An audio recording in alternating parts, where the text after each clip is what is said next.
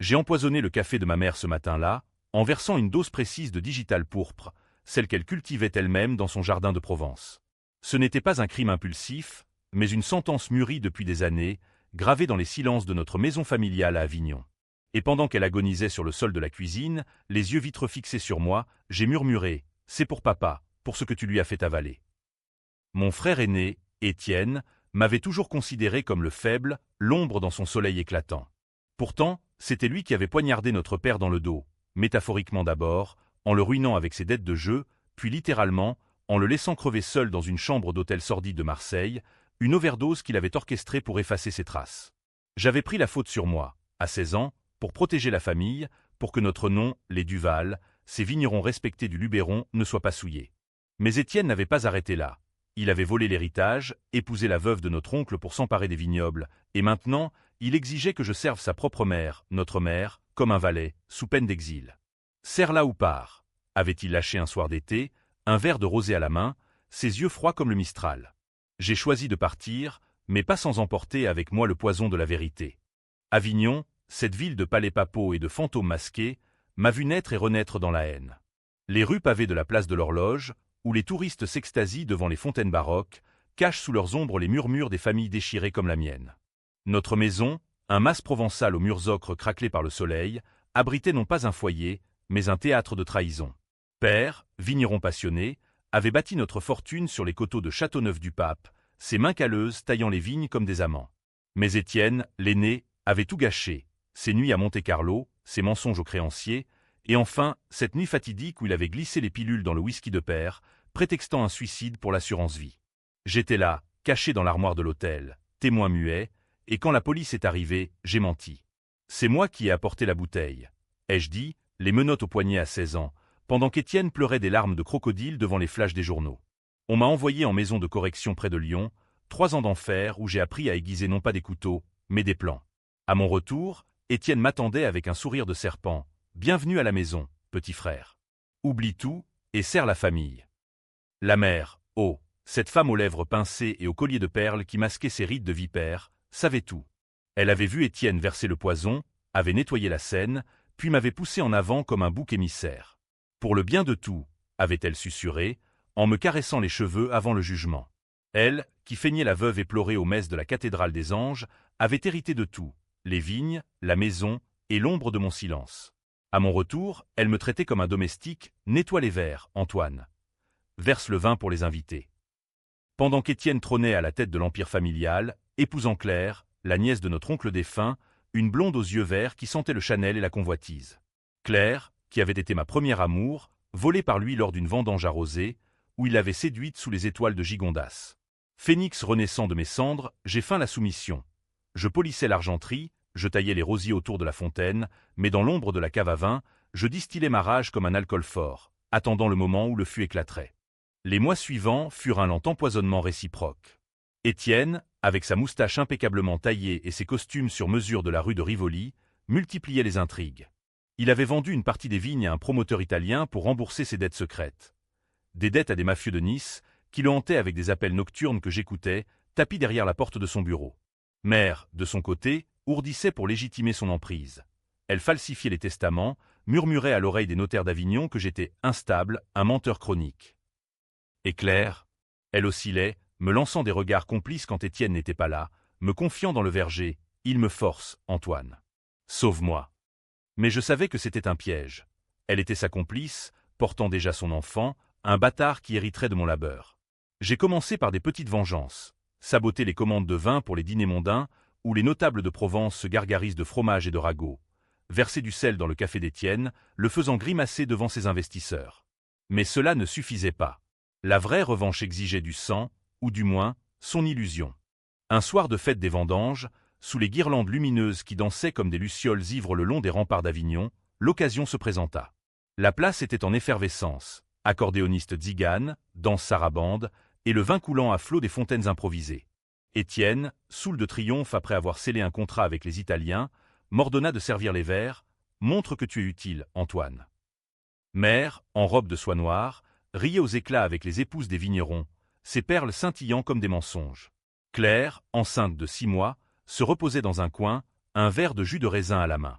J'ai apporté les plateaux, mais dans le mien, réservé à Étienne, j'avais infusé la digitale, subtile, indétectable au milieu des arômes de syrah et de grenache. Il a trinqué, ses yeux pétillants de domination, à la famille, petit frère. J'ai souri, bu une gorgée du mien, inoffensif. Les premiers signes sont venus vite. Sueur froide, puis convulsion discrète qu'il a attribuée à l'excès d'alcool. On l'a porté à la maison, où le médecin de famille, un vieil ami corrompu par nos largesses, a diagnostiqué une indigestion passagère. Mais ce n'était que le début. Étienne s'est remis, plus méfiant, me surveillant comme un faucon. Il a commencé à fouiller mes affaires, à m'interroger sur mes absences nocturnes. Car oui, je m'éclipsais pour rencontrer un avocat discret à Orange, un homme qui creusait les archives judiciaires pour exhumer le dossier de père. Les nuits étaient lourdes, imprégnées de l'odeur de lavande fanée et de secrets pourris. Mère, sentant le vent tourner, a tenté de m'acheter un bracelet en or, une part des vignes, pour ton silence éternel, mon fils. J'ai refusé, et là, dans le salon aux tapisseries fanées du XVIIe siècle, elle a craqué. C'était pour ton bien, Antoine. Étienne est l'héritier. Toi. Toi n'est qu'un accident. Un accident. Ces mots m'ont transpercé comme une lame occitane. Père n'était pas mon père biologique. Elle l'avait trompé avec un ouvrier des champs, un gitan aux yeux de braise, et m'avait gardé pour d'équilibrer les comptes. Le secret chonju depuis des décennies, révélé dans un souffle de haine. J'ai quitté la pièce, le cœur battant la chamade, et dans la cave, j'ai brisé une bouteille contre le mur, le vin rouge coulant comme du sang sur les pierres froides. La tension montait, un crescendo proustien de rancunes enfouies. Étienne, flairant la trahison, a convoqué une réunion familiale sous prétexte d'un dîner, foie gras truffé, magret de canard sauce aux figues, 20 millésimés que j'avais personnellement sélectionnés. Claire était là, pâle, son ventre arrondi comme une grenade prête à éclater. Nous devons parler de l'avenir, a déclaré Étienne, son ton paternaliste masquant sa peur. Mère hochait la tête, ses lèvres tremblantes. Moi, je servais, impassible, mais mon esprit bouillonnait. Des plans pour exposer les faux testaments, pour alerter les mafieux italiens sur les arnaques d'Étienne, pour plus. La nuit tomba sur Avignon comme un linceul, les cloches de la cathédrale sonnant minuit, et c'est alors que Claire m'approcha dans le jardin, sous le figuier centenaire. « Antoine, j'ai peur. Il sait pour nous, pour ces nuits où l'on se voyait en secret. » Mensonge. Elle voulait me piéger, me faire accuser d'adultère pour me chasser définitivement. J'ai feint l'amour, l'ai embrassé une dernière fois, goûtant le sel de ses larmes, ou étaient-ce les miennes? Le lendemain, je trouvai une lettre anonyme glissée sous ma porte. « Pars ou meurs. Ton frère. » C'était le signal. J'ai accéléré. D'abord, l'avocat d'Orange m'apporta les preuves. Le dossier original du suicide de père, avec des incohérences flagrantes. L'heure de la mort ne collait pas avec l'arrivée d'Étienne à l'hôtel, et des traces de doigts non identifiées sur la bouteille. J'ai photocopié tout, caché dans un creux du mur de la cave, près des fûts qui murmuraient leurs secrets. Puis, un soir pluvieux, où le Rhône gonflait comme une veine en colère, j'ai confronté mère seule dans la cuisine. Elle pilait des herbes pour son tisane, ses mains arthritiques tremblant. « Pourquoi m'as-tu sacrifié ?» ai-je demandé, la voix basse comme le vent dans les Alpilles. Elle a ri, un ricanement sec, « Parce que tu n'es rien, Antoine. Un bâtard. » Étienne est le sang pur, le continuateur. J'ai sorti la fiole, pas de poison cette fois, mais un enregistreur miniature, capturant chaque mot. « Répète-le pour la police. » ai-je dit. Elle a blêmi, mais trop tard. J'avais déjà envoyé un extrait à un journaliste de la Provence, anonymement. Le scandale couvait. Étienne riposta vite. Il fit circuler des rumeurs. J'étais fou, drogué, obsédé par Claire. Il engagea un privé pour me suivre, un ex-flic marseillais aux cicatrices de bagarre. Je le semai dans les ruelles tortueuses du quartier des Teinturiers, où les roues à eau tournent encore comme des souvenirs engloutis. Claire accoucha prématurément un garçon, prénommé Lucien, en hommage à notre grand-père vigneron. À l'hôpital d'Avignon, entouré de roses blanches, elle me supplia « Prends-le, Antoine. Étienne n'est pas son père. » Twist dans le twist. L'enfant était de moi, conçu lors de nos rendez-vous secrets, avant qu'elle ne cède à Étienne pour l'argent. Mon neveu, mon fils. Le monde bascula. La vengeance prenait une teinte plus sombre, plus intime. Je jurai de le protéger, mais d'abord, de détruire ceux qui nous avaient trahis. Le climax arriva lors d'une tempête qui flagella la Provence, les vignes se courbant comme des dos brisés sous les rafales. Étienne avait organisé une réception pour sceller la vente aux Italiens. Un gala dans les caves voûtées de notre domaine, éclairé par des torchées vacillantes, l'air chargé d'humidité et d'effluves de terre mouillée. Les invités, notables locaux, mafieux en costume discret, journalistes invités pour la couverture. Mère, en perles et châles de cachemire, présidait. Claire, pâle avec le nouveau-né dans les bras, feignait la joie. Moi, le majordome invisible, circulait avec des plateaux de champagne millésimés. Dans le verre d'Étienne, j'avais versé non du poison, mais un laxatif puissant, mélangé à un somnifère, assez pour le ridiculiser devant ses partenaires. Il but, rit, mais bientôt, les crampes le plièrent en deux au milieu d'un toast. Une intoxication, hurla Théon, tandis qu'il courait aux toilettes, suivi de rires étouffés. Puis, le journaliste de la Provence surgit, micro en main. « Monsieur Duval, des rumeurs sur un suicide maquillé dans votre famille. » Étienne, livide, balbutia, mais je diffusais l'enregistrement de mère depuis mon téléphone, projeté sur un écran improvisé. « Bâtard !» cria-t-elle en me voyant, pointant un doigt tremblant. Les invités murmurèrent, les Italiens se retirèrent, furieux d'avoir flairé la magouille. Le chaos régna. Étienne, remis de son humiliation physique, me traqua dans la cave pendant la tempête. La pluie martelait les lucarnes, le tonnerre grondant comme la colère des cieux occitans. « Traître !» rugit-il, un couteau de vendange à la main, la lame courbe luisant à la lueur d'une lanterne. Nous luttâmes, corps contre corps, frères unis dans la haine finale. Il me blessa à l'épaule, le sang chaud coulant sur ma chemise, mais je le désarmai, le plaquant contre un fût qui roula, libérant un torrent de vin rouge qui nous inonda. « C'est pour père !» hurlai-je, et dans un geste impulsif, je le frappai non mortellement, mais assez pour qu'il s'effondre, inconscient. Mère surgit alors, un fusil de chasse ancestral à la main, hérité de grand-père. « Finissons-en !» siffla-t-elle.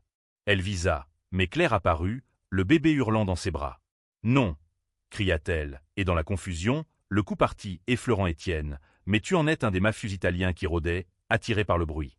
La police arriva au lever du jour, sirène hurlant dans le Mistral apaisé. Étienne, amnésique sélectif, accusa mère. Elle, hystérique, me désigna comme le diable incarné.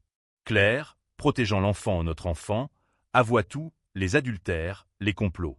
Le scandale éclata dans les pages de France Soir. Tragédie chez les Duval, fratricide, inceste et empoisonnement. Les Provençaux prirent parti. Certains me virent comme un justicier, d'autres comme un monstre incestueux. Moi, arrêté pour complicité, mais libéré faute de preuves solides, je quittai Avignon avec Claire et Lucien, direction les collines du Luberon, où des vignes oubliées attendaient. Pourtant, le twist final me hante encore. Des mois plus tard, une lettre anonyme arriva. Une mèche de cheveux du bébé, et un mot, il est à moi maintenant. Étienne. Il avait survécu, feint la folie pour s'évader d'un asile, et enlever Lucien lors d'une visite supervisée. Claire s'effondra, se suicidant avec les pilules de père. Moi, je poursuis la traque, un fantôme dans les garrigues, prêt à recommencer. La vengeance n'est pas un cercle, c'est une spirale infinie, où le sang appelle le sang. Et en France, terre de révolution, personne n'est innocent. Les routes sinueuses du Luberon serpentaient comme des veines gonflées sous ma Peugeot cabossée, le soleil couchant peignant les chênes vert en or liquide. Claire gisait sur le siège passager, ses yeux vitreux fixés sur l'horizon, une pilule rose encore collée à ses lèvres pâles. Lucien, enveloppé dans une couverture tachée de sang, pas le sien, Dieu merci, mais le mien de l'épaule entaillée, gazouillait innocemment, ignorant que son oncle ou son père venait de perdre sa mère dans un tourbillon de désespoir. J'avais trouvé son corps à notre retour de la clinique. Elle s'était pendue à la poutre du salon, une note griffonnée. « Pardonne-moi, Antoine. Laisse-le partir avec Étienne. C'est son destin. » Son destin? Non. Le mien était de le garder, de briser la chaîne maudite des Duval. Avignon s'effaçait derrière moi, mais ses ombres me poursuivaient. Les remparts médiévaux qui avaient vu tant de sang versé lors des guerres de religion, les théâtres de rue ou les masques du festival d'Avignon cachent encore les vérités inavouables. J'avais conduit jusqu'à Gordes, ce village perché aux maisons de pierre blonde qui semble flotter au-dessus des vallées, un refuge pour artistes et exilés. Là, dans une masure louée à la va-vite, j'installai le berceau improvisé pour Lucien, ses pleurs résonnant contre les murs nus comme un requiem miniature. La police m'avait interrogé, bien sûr, un coup de fil matinal, voix nasillarde depuis le commissariat central. « Monsieur Duval, votre frère a disparu de l'hôpital psychiatrique de Montfavet. Vous êtes suspect numéro 1. » Suspect? J'étais le survivant, le porteur de secrets, et maintenant, le père involontaire d'un enfant qui portait en lui le poison de notre lignée. Les jours suivants furent un brouillard de lait en poudre et de nuit blanche. Je changeai Lucien, le berçai avec des chansons provençales à prise de père, « Loupichoun diou boundiou », mais mon esprit vagabondait vers Étienne. Où était-il? Avec les Italiens, peut-être, négociant une nouvelle arnaque dans les backrooms enfumés de Gênes? Ou tapi dans une planque à Aix-en-Provence, ourdissant sa revanche avec l'aide de mère, qui avait miraculeusement échappé à l'arrestation grâce à ses relations chez les notaires. Le scandale avait fait les choux gras de la presse, les Duval, une dynastie empoisonnée par l'inceste et la folie. Les vignes familiales étaient saisies, vendues aux enchères pour rembourser les créanciers, et les notables qui nous fréquentaient autrefois détournaient le regard dans les marchés de Cavaillon, où les melons sucrés masquent mal les ragots acides. Je décidai d'agir. D'abord, contacter l'avocat d'Orange, un certain maître Lefebvre, un quinquagénaire bedonnant aux lunettes cerclées d'or, qui fumait pipe dans son bureau encombré de parchemins jaunis. « Votre enregistrement est recevable », me dit-il au téléphone, sa voix rocailleuse comme le calcaire des carrières d'Opède. « Mais pour l'enlèvement, il faut des preuves. Allez voir la gendarmerie de Beaunieu. Ils sont discrets. » À la gendarmerie, un capitaine bourru, moustache poivre et sel, m'écouta en sirotant un café noir. « Votre frère est un serpent, Duval. On le cherche depuis Arles jusqu'à la Camargue. Mais cet enfant. ADN ?» Je hochai la tête. Claire avait insisté pour un test secret avant sa mort, et les résultats, posés sur la table comme une sentence, confirmaient. Lucien était mien. Le capitaine siffla. Ça complique tout. Inceste apparent, mais légal si consenti. Les médias vous crucifieront. Il promit une alerte nationale, mais je n'y croyais pas. La France, avec sa bureaucratie byzantine et ses juges influencés par les familles puissantes, protège les siens. Étienne était l'un d'eux, moi, le paria. De retour à Gordes, je fouillais les affaires de Claire. Un journal intime, relié cuir, caché sous le matelas. Les pages, écrites d'une main fine et tremblante, déversaient son âme. Antoine est le seul qui m'aime vraiment. Étienne me force, me bat en secret, me promet les vignes si je mens. Le bébé est de lui, mais je rêve qu'il soit d'Antoine. Mensonge et vérité entremêlées. Elle avait couché avec les deux, dans une danse de pouvoir toxique. Une adresse griffonnée attira mon œil. Un hôtel discret à Saint-Rémy-de-Provence, rendez-vous avec eux, pour l'héritage. Était-ce une piste? Je chargeai Lucien dans la voiture, roulai vers l'est, les collines se dressant comme des sentinelles hostiles. Saint-Rémy, berceau de Van Gogh et de ses tournesols tourmentés, bruissait de marcher aux herbes et d'odeurs de thym grillé. L'hôtel, un relais postérieur au volet vert, abritait des amants adultères et des fugitifs. La réceptionniste, une rousse aux lèvres carmin, haussa les épaules. « Monsieur Duval ?»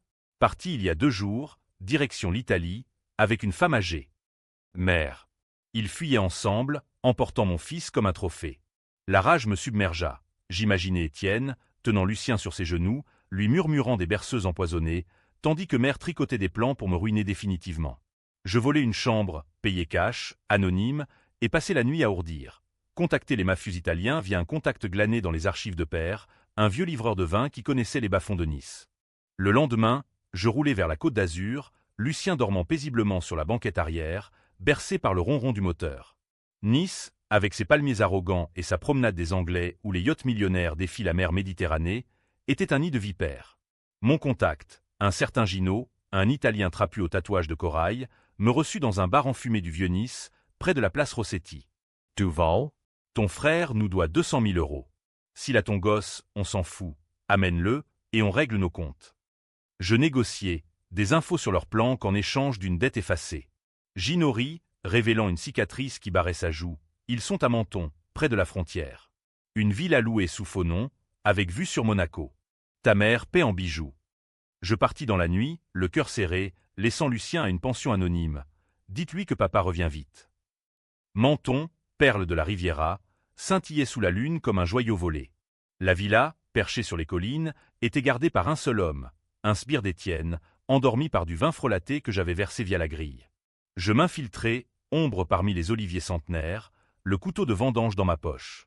À l'intérieur, la scène me glaça. Étienne, en robe de chambre soyeuse, berçait Lucien près d'un feu crépitant, mère somnolent dans un fauteuil, un verre de cognac à la main. « Chut, petit, ton oncle est un monstre », murmurait-il. Mon sang bouillonna. J'avançai, l'âme sortie.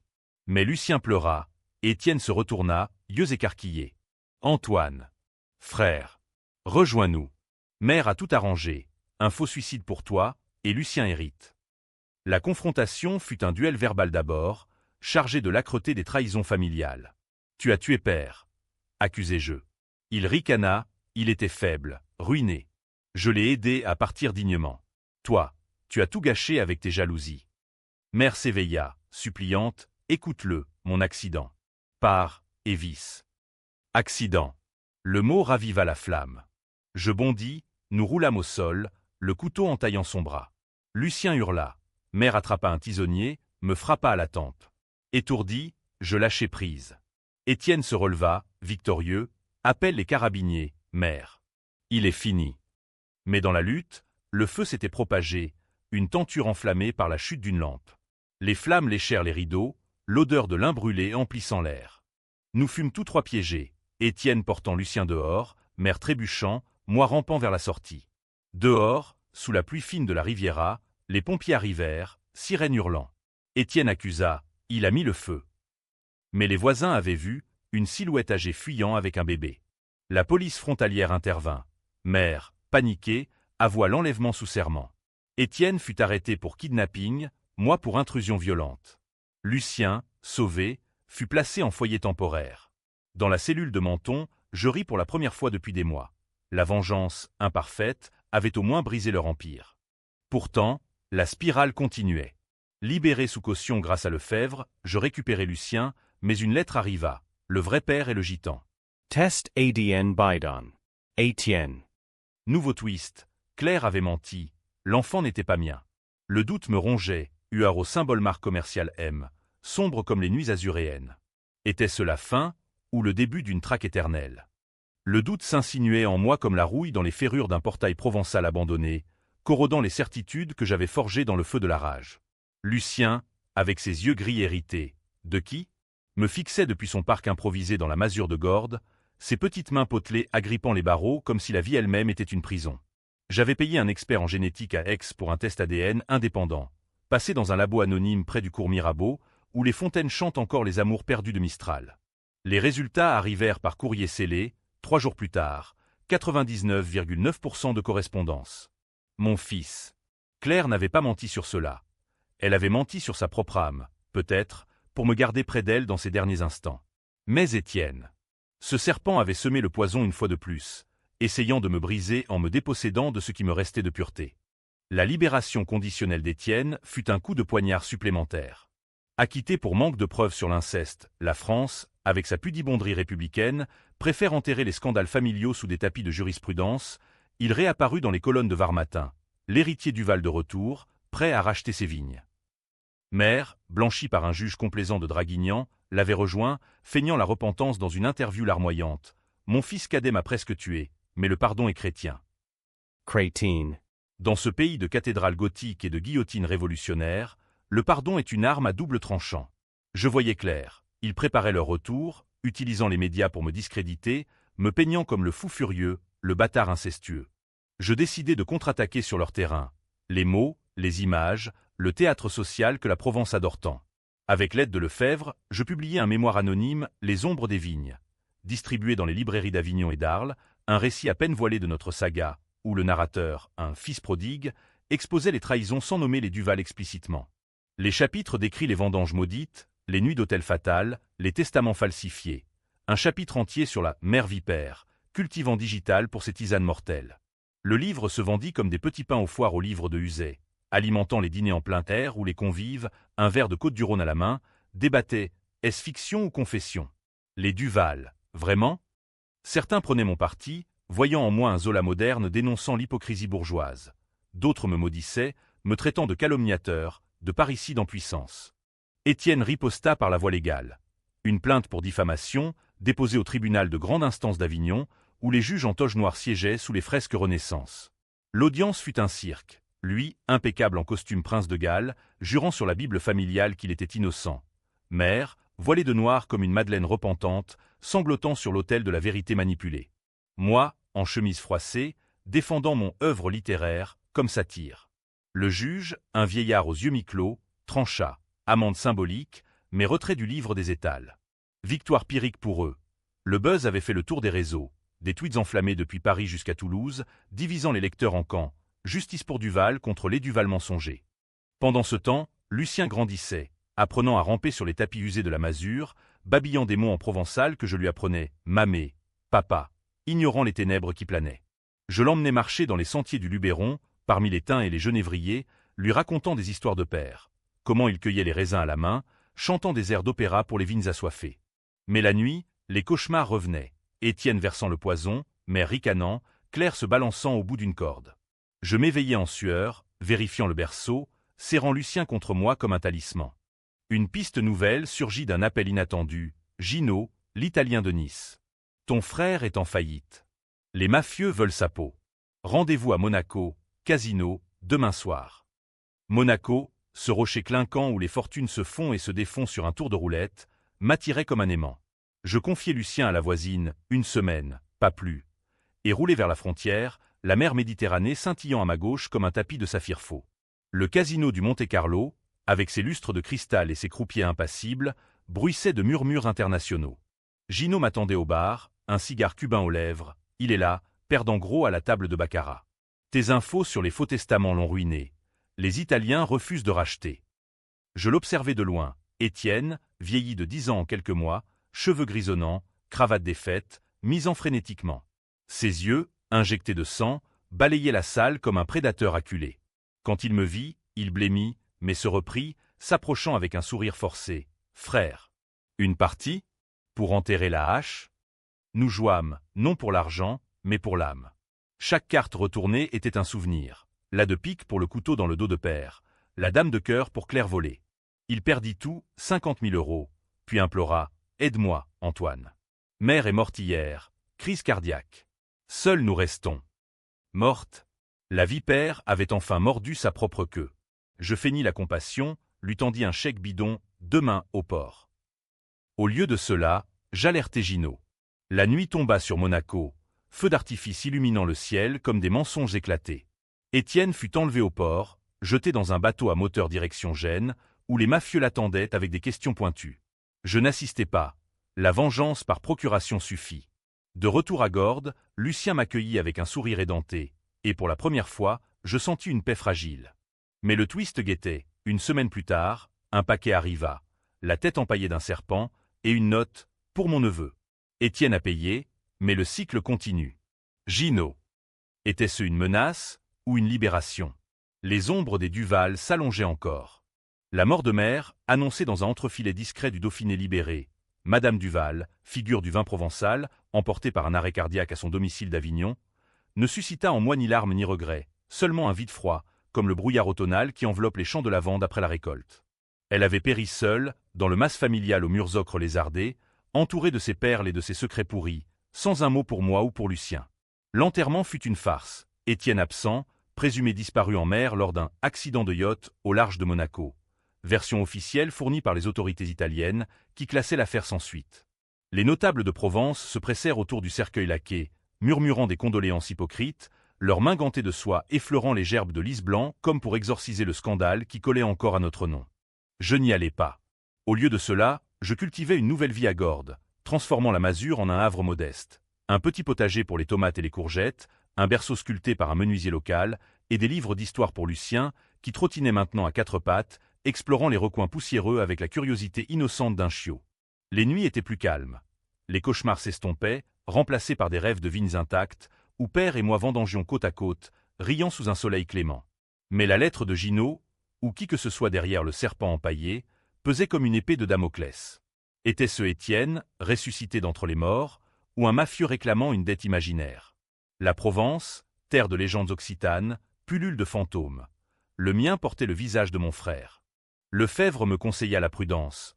Vendez tout, partez pour Paris. Recommences. Paris.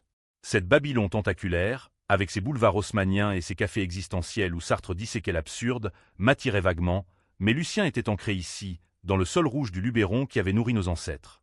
Au lieu de fuir, je creusais plus profond. Je visitais les archives notariales d'Avignon, ces caves aux voûtes gothiques remplies de parchemins jaunis par les siècles, où les testaments des Duval dormaient comme des momies. Là, sous la plume d'un clerc aux lunettes épaisses, je découvris le vrai secret. Père n'était pas le père biologique d'Étienne non plus. Mère avait trompé avec le même gitan, des années plus tôt. Nous étions frères de sang impur, bâtards jumeaux dans une farce divine. Le testament original, antérieur aux falsifications, léguait tout à moi, à Antoine, le cœur pur de la famille. Car père avait su pour Étienne, l'avait désavoué en silence. Ce révélation me frappa comme un mistral violent. La trahison était plus profonde, un enchevêtrement de mensonges matricides. Étienne n'était pas l'héritier légitime. Il avait volé non seulement ma vie, mais la sienne propre illusion de noblesse. Armé de ce document, Je contactai les créanciers italiens via un intermédiaire, un avocat de Nice spécialisé en droit international, un Sicilien au nom imprononçable. « Votre frère est vivant », me révéla-t-il lors d'un appel crypté, sa voix rauque filtrant à travers les parasites. Caché à San Remo, dans une pension pour déments. Il délire sur une vengeance contre vous, parle de tuer l'enfant pour briser la lignée. Vivant. Le serpent avait mué une fois de plus. Je partis pour l'Italie, laissant Lucien à la voisine avec une lettre d'instruction. Si je ne reviens pas, adopte-le. Dis-lui que son père l'aimait. La frontière franchie à 20 000, sous un ciel plombé de nuages adriatiques, je roulais vers San Remo, la ville des fleurs et des casinos fanés, où les roses fanent vite sous le sel marin. La pension, un bâtiment art déco délabré surplombant la mer, puait le désinfectant et le désespoir. L'infirmière, une lombarde aux cheveux poivre, me guida vers la chambre 17. Il est calme aujourd'hui, mais méfiant. Pas de visite autorisée, mais pour un frère. Étienne était là, assis près de la fenêtre, un échiquier incomplet devant lui, les pièces blanches, les siennes, dominant les noirs. Ses yeux, caves, s'illuminèrent d'une lueur maligne. « Antoine, tu viens pour le mat ?» Notre conversation fut un jeu d'échecs verbal, pièces avancées avec circonspection. Il avoua tout, la mort de père, les coups sur Claire, l'enlèvement raté de Lucien. « J'étais destiné à régner », gémit-il. « Mère m'a choisi, toi elle t'a toléré. » Je sortis le testament, « Père nous a tous deux rejetés. Tu n'es rien, Étienne. Un imposteur. » Il rit, un aboiement sec. « Et toi? Un bâtard qui baise sa belle-sœur ?» Les journaux adoreraient. La menace plana. Il avait des complices, des journalistes corrompus prêts à relancer le scandale. Je le laissai là, briser mes vivants, et alerter les carabiniers italiens avec des preuves de ses dettes mafieuses. Ils l'arrêtèrent pour fraude internationale, le transférant à Gênes dans une cellule humide. De retour en France, je rachetai les vignes Duval aux enchères, un domaine appauvri, mais revivable avec l'aide d'un consortium de vignerons bio d'oranges. Lucien grandit parmi les sarments, apprenant à vendanger à 5 ans, ses mains minuscules tachées de jus pourpre. La paix semblait possible. Marié à une institutrice locale, aux yeux verts comme Claire mais sans les ombres, nous élevâmes Lucien comme un prince du Luberon. Mais le twist final frappa lors d'une nuit d'orage, 2 ans plus tard. Une ombre glissa dans la maison. Étienne, évadé d'une prison italienne grâce à un pot de vin, un revolver à la main. « Pour la famille », murmura-t-il, visant Lucien endormi. Dans la lutte, le coup partit, dans le ventre d'Étienne. Il s'effondra, agonisant sur le plancher, murmurant « Frère ». Pardon. C'était pour papa. Mensonge final. Il avait tué père non pour l'argent, mais par jalousie pure, père l'ayant surpris avec mère dans un inceste adultère. Le cycle se refermait, incestueux jusqu'au bout. La police arriva. Je fus acquitté, légitime défense. Lucien hérita, et je devins le patriarche, méhanté.